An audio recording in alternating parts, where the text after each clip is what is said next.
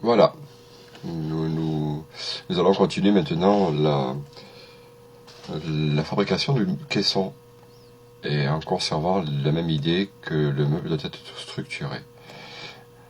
Alors je rappelle que ici nous avons le chevet avec les deux piétements qui constituent les deux cadres, le droit et le gauche. Ici le personnage que je vais masquer, je n'ai pas besoin pour l'instant. Et là donc c'est le volume extérieur du meuble que je n'ai plus besoin maintenant, donc je vais pouvoir le supprimer. Donc comme il est verrouillé, je ne vais pas pouvoir le sélectionner. Alors je le reverrouille et je l'efface. Voilà, donc comme ça je n'ai plus maintenant que le piétement estive. Et ça, ce sera le caisson. Le caisson, ici j'ai ma façade de tiroir qui a recouvrement, donc je vais créer ma façade de tiroir. Alors pour cela je pousse à l'intérieur, ma façade rapportée va faire 6 mm. Voilà. Et ici ce sera mon caisson. Je clique 3 fois. J'ai pour créer un composant caisson créé. Maintenant je vais créer ma façade de tiroir. Je fais un rectangle ici et je donne une épaisseur de 6 mm. Je clique 3 fois et je crée le composant face tiroir rapporté.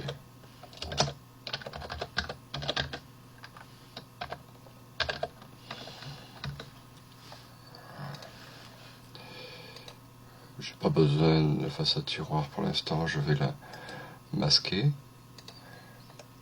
Et à l'intérieur, ici, je vais fabriquer donc mon caisson. Je vais me servir de ce volume exactement comme pour tout à l'heure. J'ai utilisé le volume du meuble. C'est là-dedans que je vais fabriquer les éléments de dessus, dessous. Alors je vais supprimer les faces, je vais garder que les arêtes. J'appelle la fonction de la gomme avec E au clavier. Voilà, ça je le supprime avec la touche supprime au clavier. Je n'ai plus que mes arêtes. Voilà. Maintenant, si je sélectionne, j'ai le caisson, je le verrouille. Et je vais fabriquer maintenant les différents éléments. Alors, le dessus, c'est un panneau qui va s'accrocher ici. Et je lui donne une épaisseur de 17 mm. Je pense que je vais prendre de l'aggloméré replaqué, avec une petite alaise massive devant et derrière. Je sélectionne mon dessus et je vais le créer. Dessus, caisson.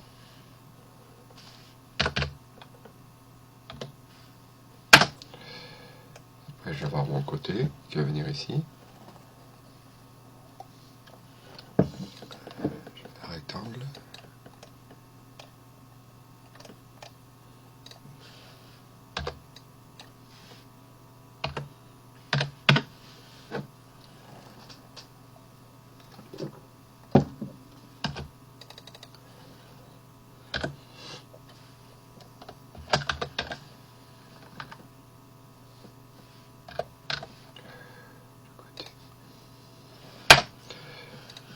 Je vais le copier pour le mettre ici.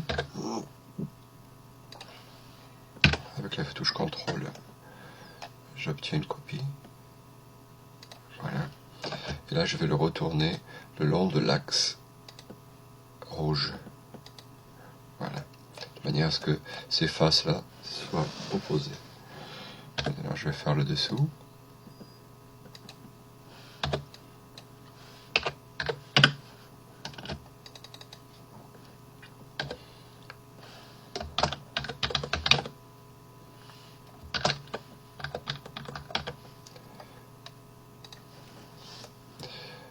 Puis pour l'arrière, ici, je vais faire une rainure. Alors je vais sélectionner ce panneau et je vais lui faire une rainure à 10 mm. Petit rectangle. Je vais la faire c'est du CP5 replaqué en profondeur de rainure 8. rainure elle fera 9 de profondeur, le panneau il rentrera de 8. Et je pousse jusqu'à cette arête là. Voilà, mes côtés.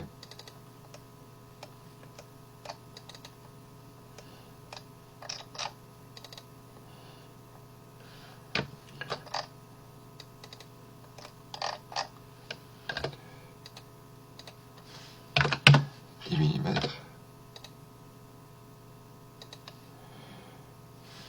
Rainure de 6 par 9.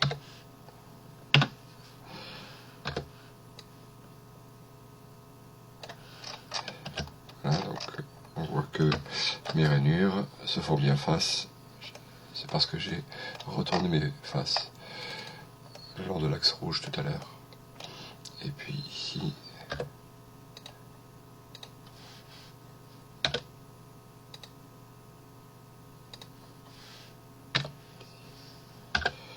par 9 et je pousse ma rainure jusqu'à cette arête. Voilà, ma rainure est faite. Maintenant il faut que je fasse mon fond. Ouais, il y a un petit décalage là. Il y a un petit décalage. Je crois que j'ai dû faire une rainure de 5. Ah, c'est cette rainure là qui fait 6. Alors.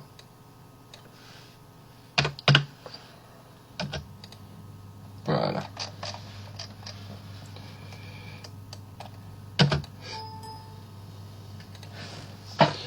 Je vais faire mon arrière en faisant un rectangle. Je vais l'accrocher ici, le rectangle. Juste là.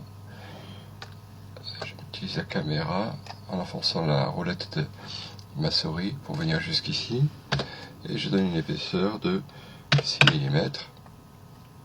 Je triple-clique sur le panneau. Et je crée l'arrière caisson. D'ailleurs, ça me fait penser que tout à l'heure j'ai appelé côté, alors que j'aurais dû l'appeler côté caisson. Voilà. Ce sont les côtés du caisson. Pas que je me trompe tout à l'heure après avec les côtés des tiroirs. Les côtés du caisson, ici, j'ai le deuxième côté. Alors je vais les sélectionner, je vais les mettre tout de suite dans le caisson, comme ça ce sera plutôt bien rangé. Mes dessus, mes dessous, les côtés, tout ça, je le glisse dans le caisson. Et je crois que ça marche pas parce que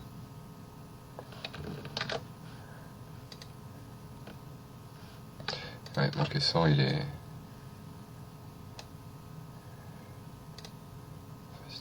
zut.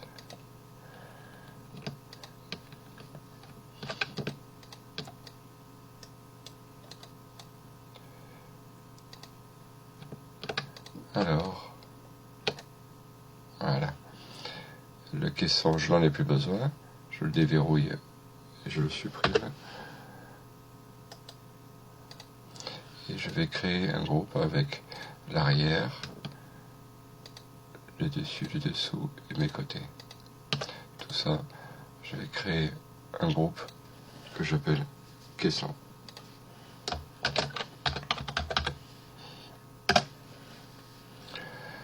Voilà. Par contre, l'arrière ici, il va falloir que je le rentre en rainure parce que c'est pas le cas pour l'instant.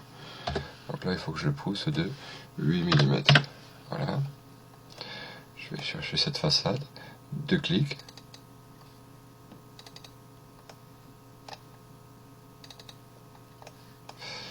La dernière valeur étant 8 mm, en faisant double clic, j'applique la dernière valeur utilisée. Double clic. Et je vais sur ce côté-là pour finir. Voilà.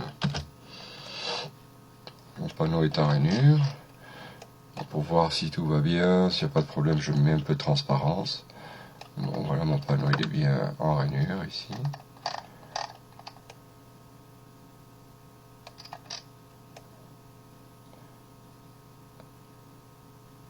Je crois qu'il y a un problème avec cette rainure là. Décidément, la rainure de mon côté n'est pas bonne. 6, et ouais, il faut qu'elle fasse 9. Alors je vais pousser.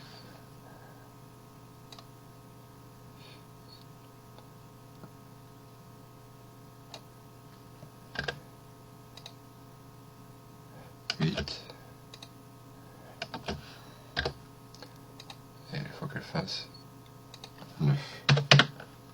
Voilà.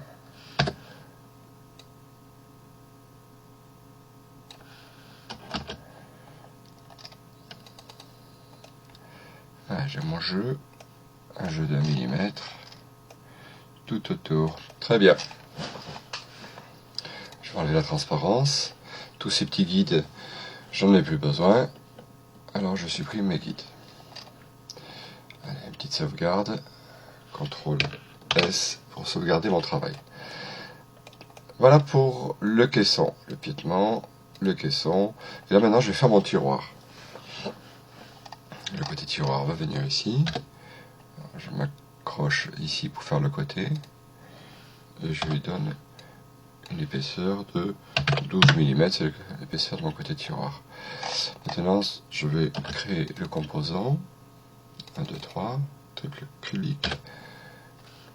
Je l'appelle côté tiroir. Je vais le copier ici. Clic droit, retourner le long de l'axe rouge pour avoir mes faces qui sont... Là mon côté tiroir il touche le fond, là. Il faut que je le recule un petit peu pour le jeu. Alors là je vais raccourcir un petit peu mon tiroir de 3 mm. Voilà. Alors il s'est décalé, quand il se décale, comme ça il se décale de millimètre par millimètre, puisque je l'ai paramétré mon modèle comme ça. Sinon, si c'est pas le cas, c'est ici qu'il faut le paramétrer. Donc info sur le modèle, au niveau des unités ici. Donc je suis au format décimal, je travaille en millimètres. La précision elle est de 0.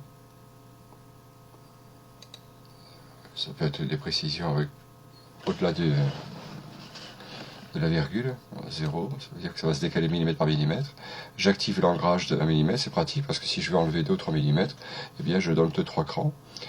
Afficher le format d'humidité, moi je l'enlève parce que sur les cotations, je sais que c'est toujours en millimètres. Bon, c'est quelque chose qu'on reverra un peu plus tard. Voilà. Activer l'ancrage angulaire, parfois on a besoin de différents angles. Bon, je vais juste faire ça. Ici. Voilà pour mes côtés tiroirs. Je vais maintenant créer ma façade de tiroir. Je ferai mes queues rondes après.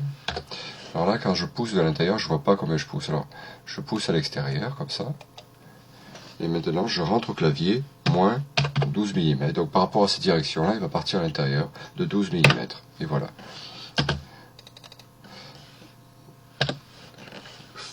Façade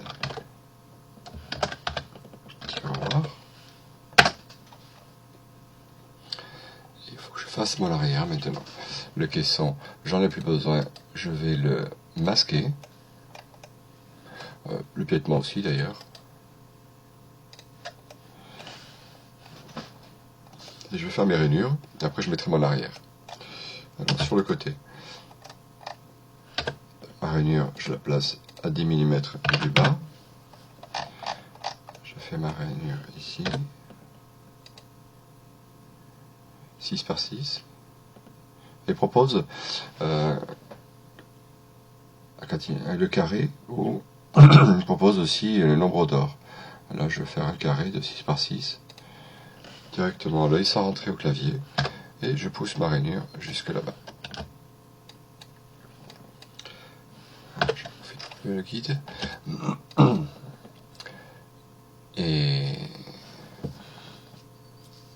ici je vais faire la rainure.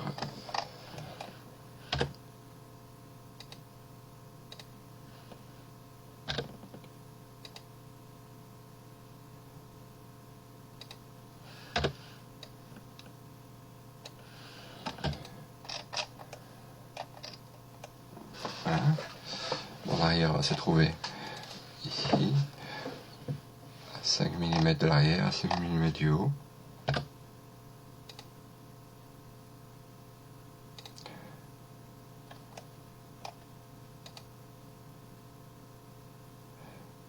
5.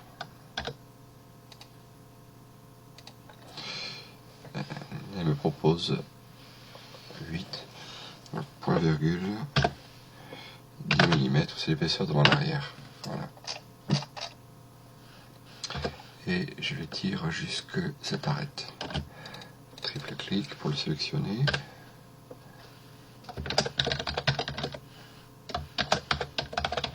Arrière tiroir. Voilà. Je vais faire les queues d'aronde maintenant. Je vais commencer par celui-là. Je vais faire la façade tiroir. Mm.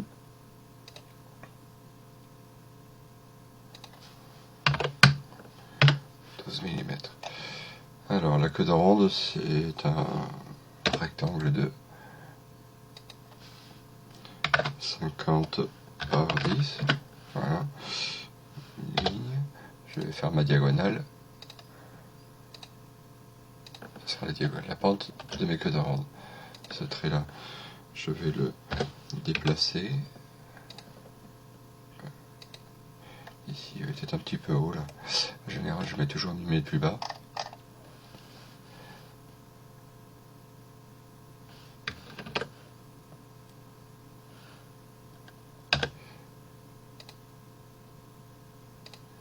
Voilà.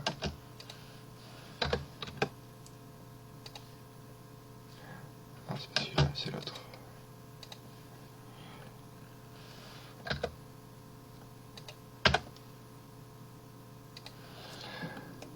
Voilà pour le bas. Et en haut. 9 mm. Ce sera celui-là. Et j'obtiens ma grande queue d'aronde. Voilà. Alors, je pense que je vais faire 3 queues d'aronde. 1, 2, 3 queues d'aronde, ça va le faire. Je vais faire un petit point ici, à 3 mm, c'est mes interqueues.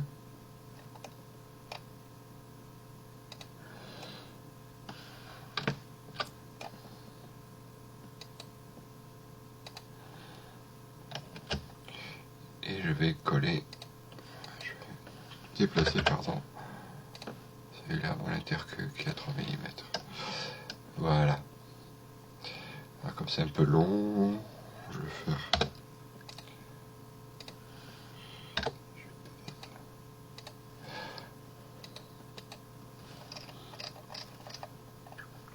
Il y a bien 3 mm là. Non.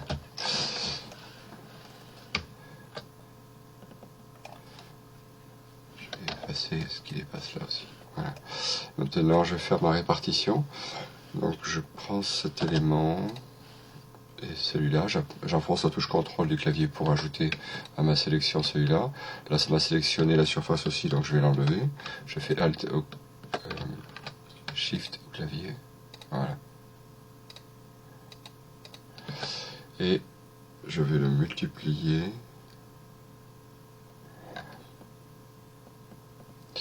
C'est divisé, je crois. Je divisé par 3.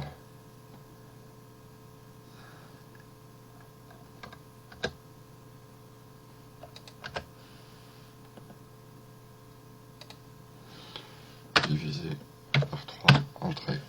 Voilà. J'ai plus besoin de... Alors que là, pour pouvoir faire des divisions comme ça, on choisit le point de départ, donc par rapport à ma répartition, donc c'est là j'ai une intervalle, une interqueux ici aussi, une interqueux là, et l'interqueux qui se trouve ici à l'extérieur. Voilà. Donc je prends la distance entre là et là, que je divise par 3. Et pour cela, il suffit de rentrer le point de départ, le point d'arrivée, et au clavier, on fait diviser, et on rentre le nombre de fois. Par exemple, je vais faire un petit exemple très rapide. Si je vais... tous ces guides là, je n'en ai plus besoin, je vais les supprimer. Supprimer les guides. Je fais un élément comme ça. Voilà. Si je veux le multiplier, je le sélectionne ici. J'enfonce la touche sélectionne mon objet. Je fais j'enfonce la touche CTRL et là, donc là ça va faire une simple copie. Voilà. Si maintenant au clavier je fais diviser par 5, là on voit ici en bas divisé par 5, et bien il va me mettre 5 à l'espace légal entre les deux. Voilà.